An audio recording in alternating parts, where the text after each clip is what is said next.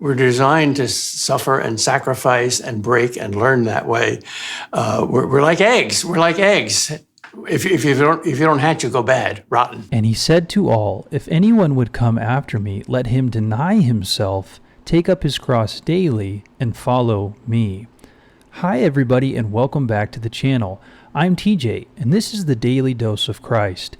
If a daily dose of the Savior is what you need, please be sure to like and subscribe. In this video, we will watch a fascinating conversation between two great minds, Dr. Peter Kreeft and Jordan Peterson. The majority of the talk is around the atonement, that is, Christ's innocent and sinless sacrifice for the sake of humanity. However, the conversation takes an interesting curve as Jordan Peterson and eventually Dr. Kreeft comes along. They talk about the application of the atonement to every individual, not just Christ, but every human in some sort of way is their own personal Christ. Every individual has their own cross and self-sacrifice to endure. Very interesting. With that said, let's take a peek. And so then there's an idea, this is an unbelievable idea, that the innocent must be sacrificed in a meaningful way in order for the spirit of, in order for us to escape God's rebuke to the tyrant. And so Christ is the sacrifice of the innocent. You think, well, what does that mean? Why does the innocent have to be sacrificed? And it has to be something like, well, imagine that you're living a good life and that you're trying to be a good person, and so you're striving towards a kind of innocence. You still have to sacrifice yourself to life. You have to accept mortality. You have to accept malevolence. You have to be willing to undertake the sacrifice of the innocent in order for life itself to continue. And that's the story that's crucial, a crucial central element of the Passion, right? Because Christ is a sinless being, and he takes the full weight of existence upon himself voluntarily.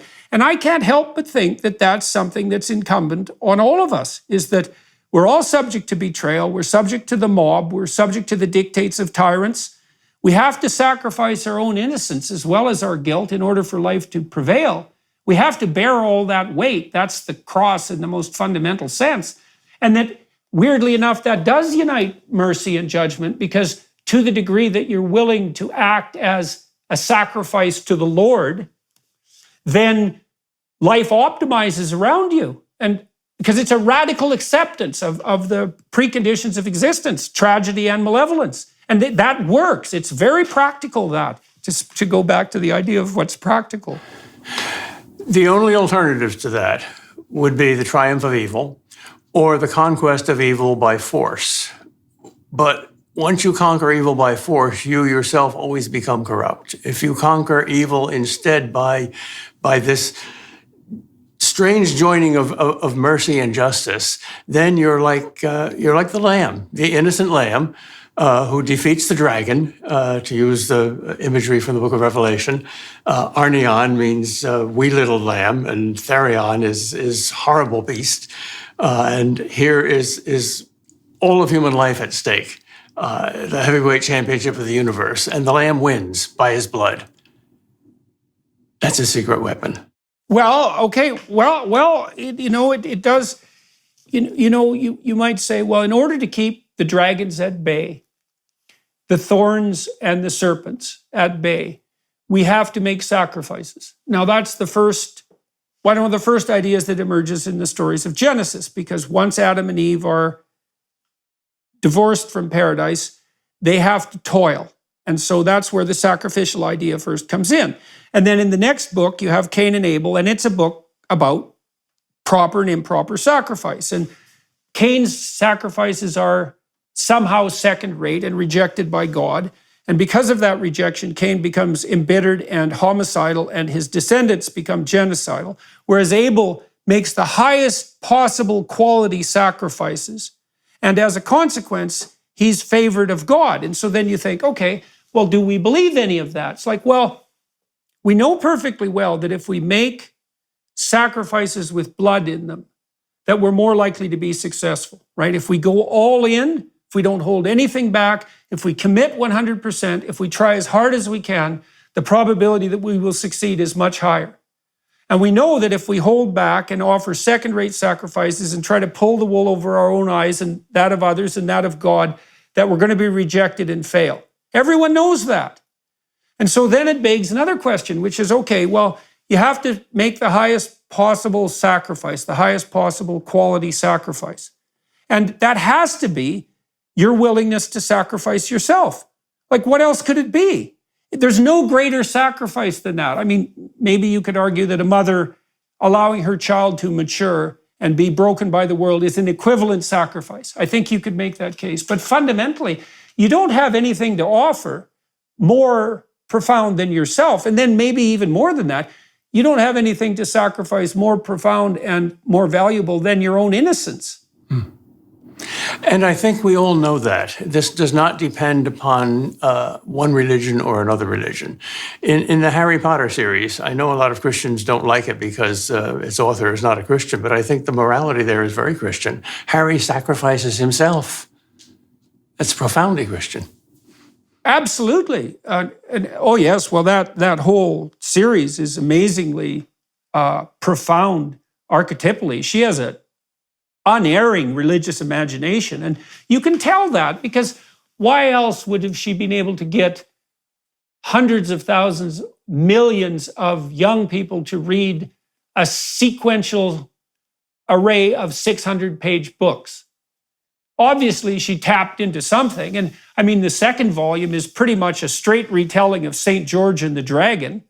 And it's brilliantly structured mythologically. And it's clearly the case that Voldemort is a stand-in for Satan for all intents and purposes. And that Harry does undertake a trek and a quest like Frodo and Bilbo in the Lord of the Rings and the Hobbit, and overcomes evil through self-sacrifice. Clearly. Those two books are probably the two most popular books in the English language today. And Tolkien, in a more subtle way, is saying the same thing, because the three Christ figures there are Frodo and Aragorn and Gandalf, all of whom sacrifice themselves, all of whom in different ways die. And Frodo can't live in the Shire anymore. He can only be healed in the other place. And Gandalf actually dies and resurrects. And Aragorn goes through the paths of the dead, which no other man can do. So there's profoundly Christian imagery of sacrifice there. And our wiser self, when we read that story, we can't help saying yes to it. Right. We see ourselves. Well, or no. Yes. Right? Yes. Because we can reject it, but there's no being ambivalent about it. There's no being not gripped by it. Well, you see the same thing reflected in the new Avengers series, which is a profoundly countercultural entertainment series, because it's not woke, or at least it except in brief and what would you call them, unacceptable snippets. The main character there, Iron Man, is trying to transform himself into a being of gold for all intents and purposes. And he's a sacrificial agent as well. Like Icarus, he flies up to keep the Chitauri from descending upon Earth, and they're satanic agents for all intents and purposes. And he sacrifices himself in doing so. And he's an ambivalent character because he's a bit of a fascist and he's an arms dealer. And so he's definitely somebody whose character is complex, let's say. He's a technological intellect as well.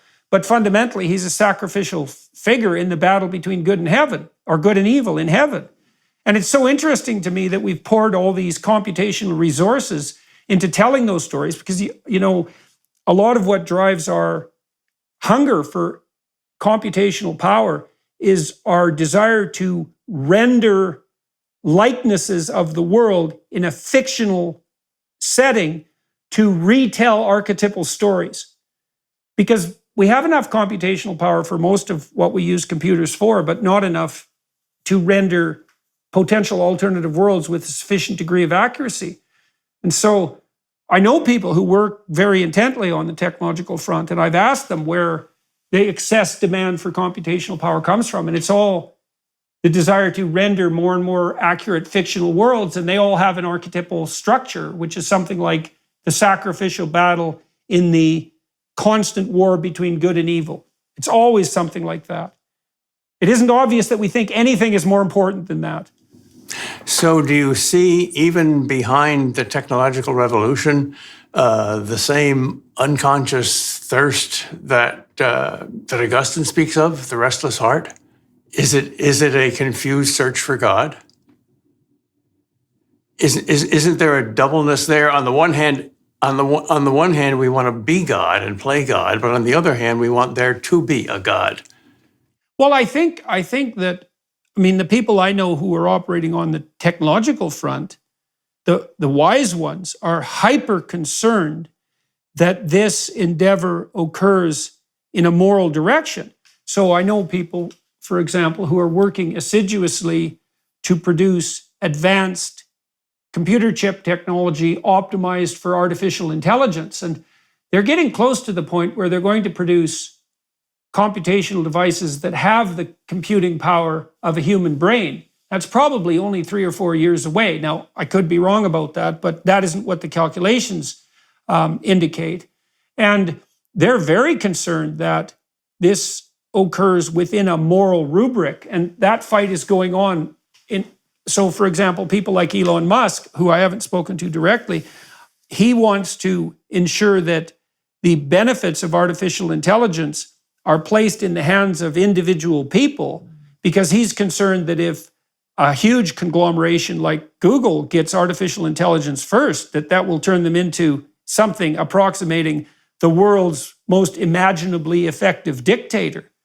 And so even on the technological front, to the degree that we're trying to modify the world to limit malevolence and to bring about life more abundant and to redress suffering, all of the people who are striving forward on that front, who are far-seeing, are very, very much concerned that this takes place in the proper relationship to such things as good and evil.